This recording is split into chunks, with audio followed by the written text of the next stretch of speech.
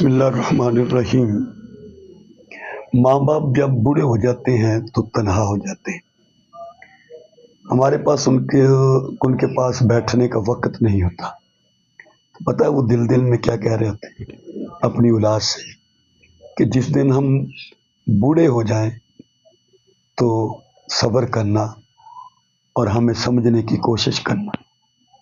جب ہم کوئی بات بھول جائیں تو ذرا اپنا بچپن یاد کرنا، تم بھی بھول جایا کرتے تھے۔ جب ہم چل نہ سکیں تو ہمارا سہارا بننا اور اپنا وہ پہلا قدم یاد کرنا جب ہم انگلی پکڑ کے تمہیں چلنا سکھایا کرتے تھے۔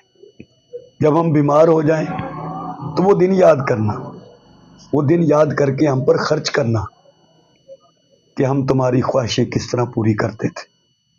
تم منہ سے ابھی لفظ نہیں نکالتے تھے تو تمہاری ضرورت کو، تمہاری خواہش کو پورا کر دیتے۔